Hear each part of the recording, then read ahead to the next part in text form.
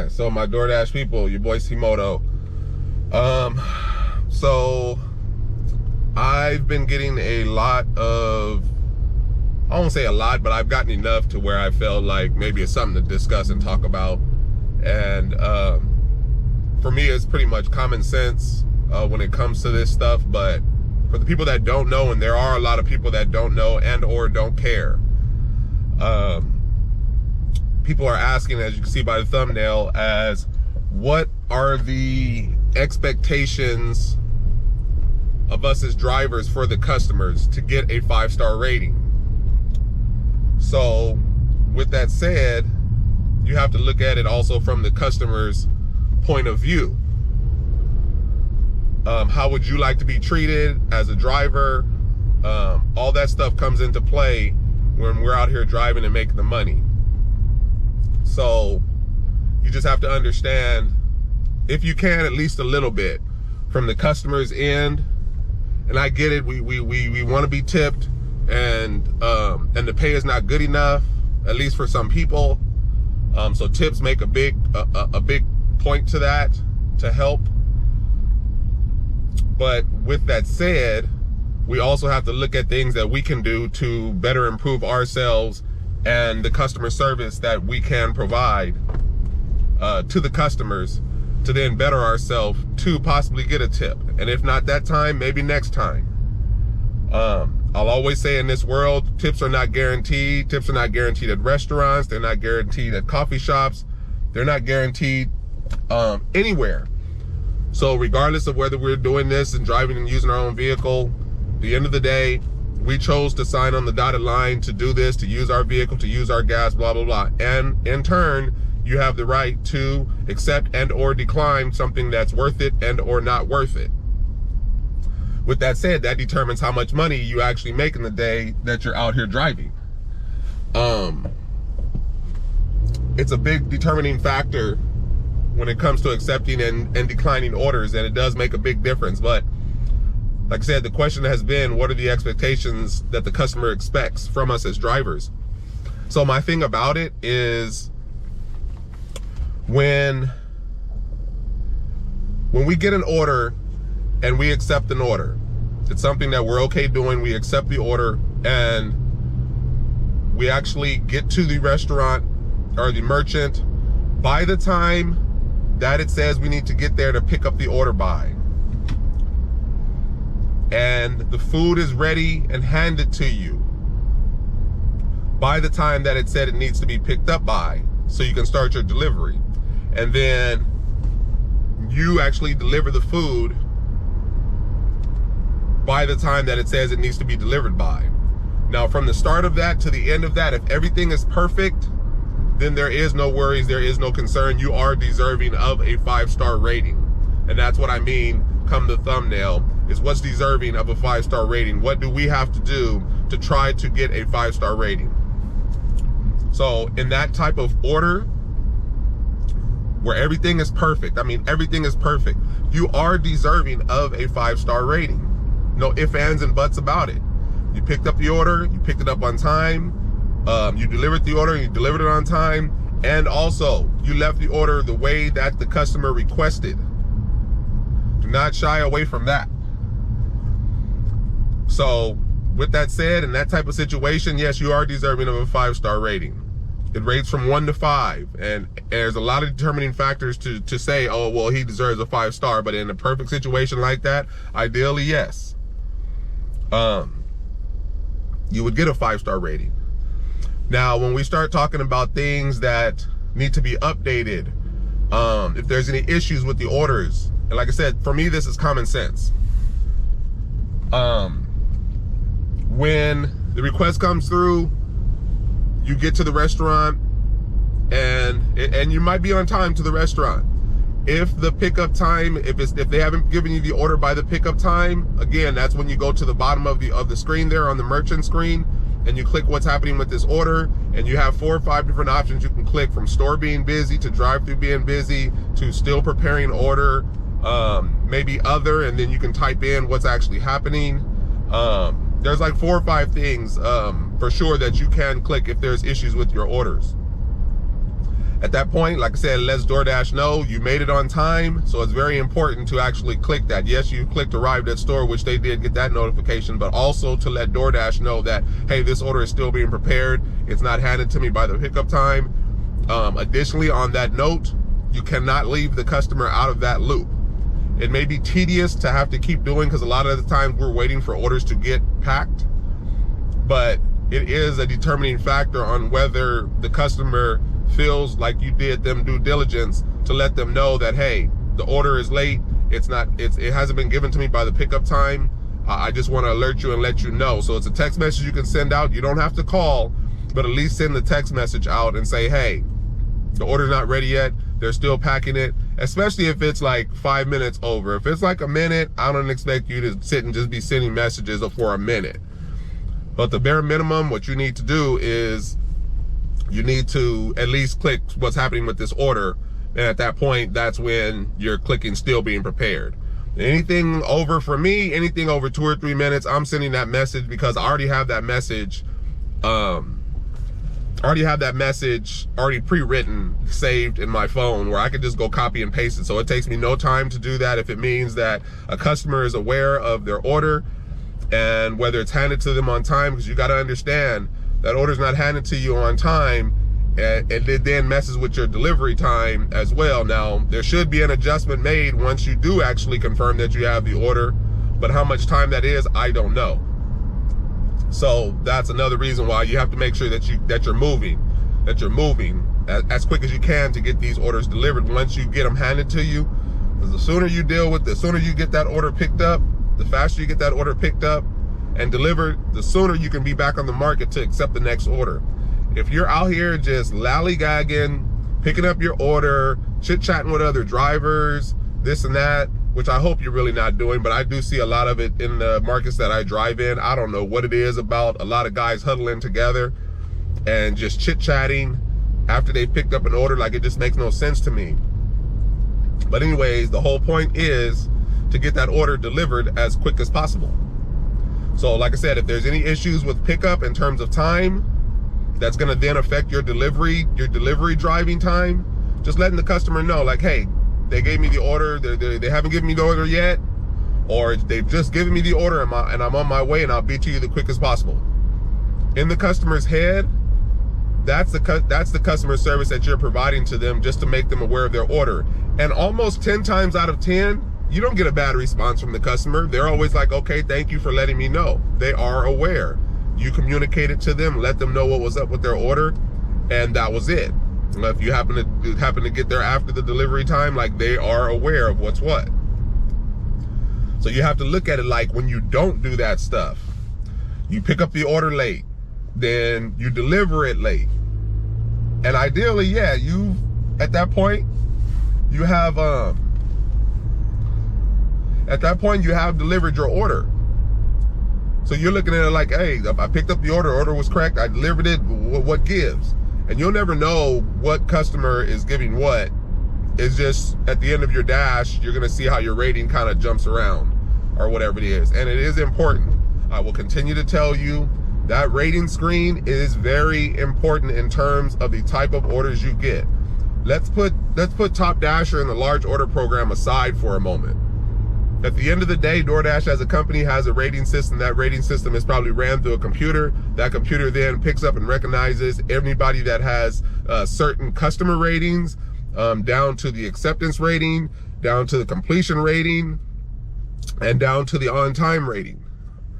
So all that stuff, it matters. Now, whether they bundle it all up in one and figure out an average for you as a driver, I don't know, or if they look at it individually, but I know the biggest things probably are acceptance ratings and customer ratings. For sure, customer ratings are at the top because they want to make sure that you're not treating the customers bad or anything like that. Every now and then you're going to get some crazy customer that's just going to rate you a 1-star or 2-star because they're having a bad day or they don't like the way you look.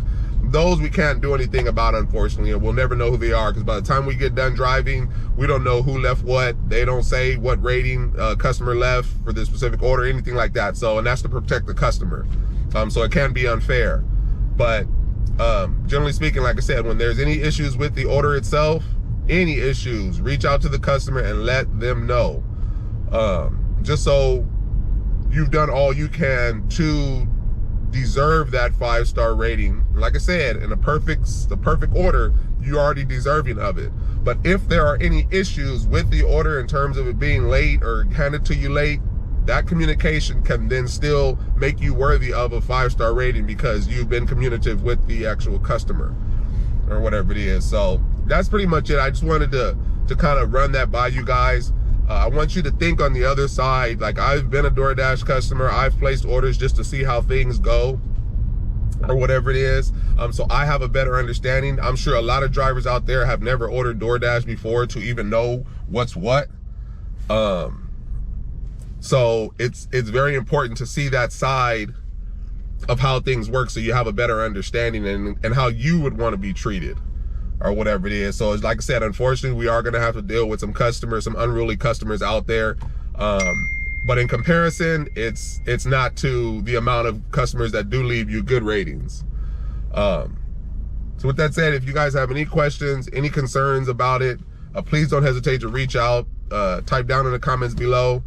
Let me know what you think when it comes to what you feel is deserving of a 5-star rating. And that's if I didn't speak about it already as it is. Like I said, it's not too much customer service we can do, but what we can do can be promising in the sense of at least getting a 5-star rating, if not possibly a tip. And again, I make sure that I'm sending out these messages. Now, to then even better yourself, and I've spoken this before in other videos, if you haven't seen my other videos, I also have a pre-written text message that also lets them know. Now, granted, when you accept this order, they get notification about who you are and that you are on your way to pick up the order. So they already know that Corey's their driver and he's on his way. They see me on the mapping screen and it's letting them know that I'm on my way. So I don't have to send them a text message with all the details that I do send them. But again, there's a reason that I do that. I send a message saying, hey, my name's Corey. I'm your DoorDash driver. I just accepted your order. I am on my way to pick it up. If you have any questions, concerns, or anything that you need from the merchant or restaurant before I get there, please don't hesitate to reach out to me. Let me know. Otherwise, I will be to you momentarily, dropping off your order the way that you requested and the way that you wanted it, whether it's leave at the door or hand to customer. Again, that message there is very specific. That message is very remembering in the sense of the next time you possibly get that customer. They're gonna remember you, especially if you had a solid order that was perfect, they had no issues. I get multiple repeat customers, so you build a relationship. Even though you're not talking or anything like that, they remember that message. They know it's not just Corey that they're reading on the DoorDash screen that they see. They see that I've sent a specific message. And I'm telling you right now, no Dashers really send out that kind of message. I can tell you, is most of the time I get, wow, I've never gotten a message like that before, ever. Because there's nobody that really communicates or anything like that. Again, you don't have to, because all that stuff is already provided to them in the sense of who you are and that you're on your way to pick up, that you've picked up the order and now you're on your way. All that stuff is clear. But for me doing that is just making sure the customer is aware and secure in knowing that their order is being taken care of by the driver.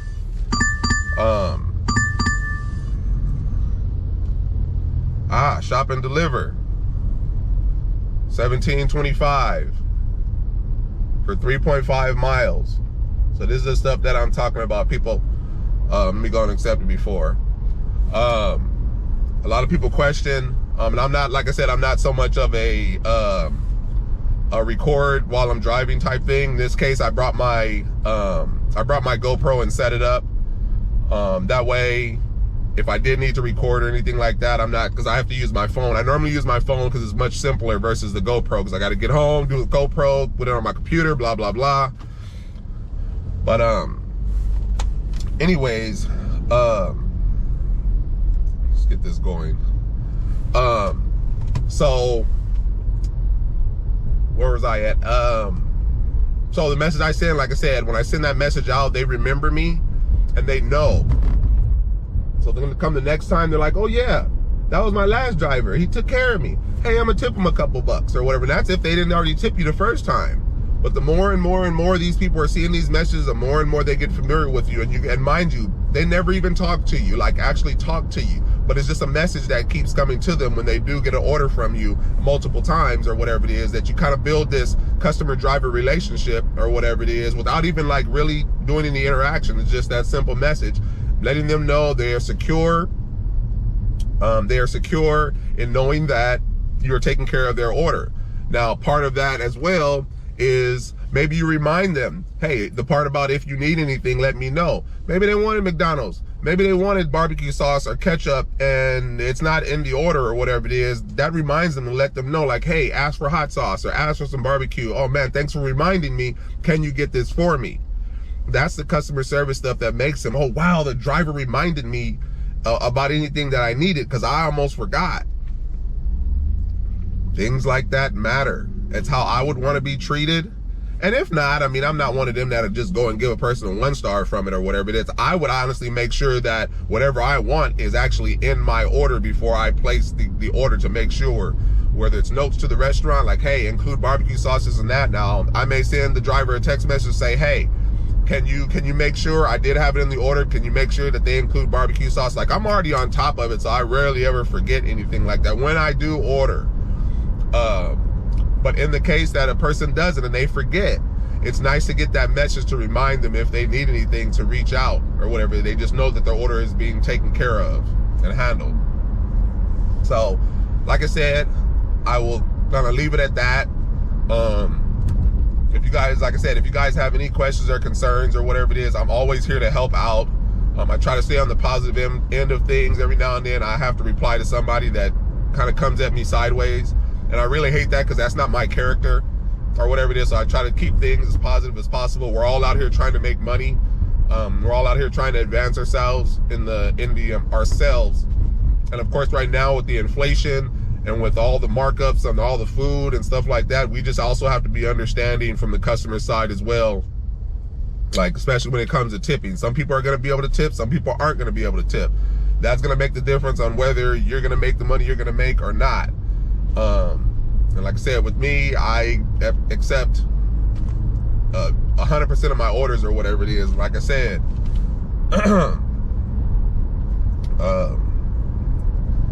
in this case, this order is $17.25. It is a shop and deliver order for 15 items. Looks like very simple items, and it was 3.5 miles or whatever it is. So for people that then continue to question how I accept everything, that's the reason why.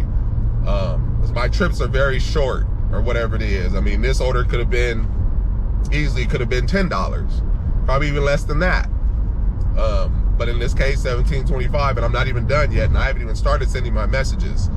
So right now I'm going to send that pre-written text message. I'm also going to send them a pre-written message that I have for shop and deliver orders, just letting them know, hey, can you please have your phone on you just in case there is a substitute that I need that you did not fulfill on the app. That way you have a choice to get a second or a third replacement item if something is out of stock. Instead of just instead of just refunding the item, which a lot of people probably do, they just probably click no substitutes available and they click issue refund and they call it a day. This again, the customer service part, letting the customer know, hey, I'm here, they didn't have this cereal in this size box, but they do have it in this size box, or they don't have it at all. Would you like another option of cereal before I issue just a refund on that line? And 9 times out of 10, they find a replacement item, and they can either go in the app and they can substitute and put an item there, or they can just tell you what they want and you can then go in and just add substitute yourself. So it's not difficult. Providing a little extra service, customer service wise to them, it goes a long way, I promise you. And I run a 5-star customer rating. I do run a 5-star customer rating. I have 100% acceptance rating. Again, I am part of the pizza program. I am part of the large order program, which then puts these orders that I pick up between $20 to $65 a piece, and I get them quite frequently. On top of that, I'm a top dasher, so with all my ratings and everything, I am going to be in line to receive most of the next orders versus somebody that's not top dasher. So that's why it's very important to make sure that you pay attention to your customer ratings. and your ratings overall, period, to make sure that you can maximize and make the amount of money that you want to make. And granted, like I said, there's going to be some markets out there that's just not paying well and not paying correct, and I'm sorry. I wish there was something that we could do about it. And I'm not telling you to sit and accept every order either. I always make that clear. That's not my deal. I just do this, and this is in my market that I can speak on because it's just my driving. But like today, I'm out here. I'm gonna be out here probably all day. My goal is 350. I'm gonna be out here driving at least to my max of 12 hours, since we have a max here that we can drive. My 12 hours to make my 350. I'm not concerned about anything else as far as the miles, this and that. I don't even have to do all that math. I just accept and I go, and I'm quick.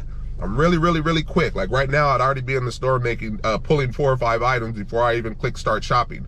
But I'm just sitting here talking to you guys. So with that said, I will leave you at that. I do have to continue on so I can process this order. But I will start to try to do more videos with my GoPro here, so then that way my phone can be free, because I can't record while I'm signed in, because then I get orders, and while I'm recording, I don't want to miss out on money, this and that. It just kind of makes a mess of all the recordings, and I have to do the recording again because I stopped, blah, blah, blah. To where the GoPro, initially what I actually bought it for, is something that I need to use, but I constantly have it on my motorcycle and I don't keep it in the car. But today I felt like, let me just take it with me and record a few videos or whatever it is. So with that said, your boy C-Moto, you know what it is. Until next time, you guys, peace out. All right.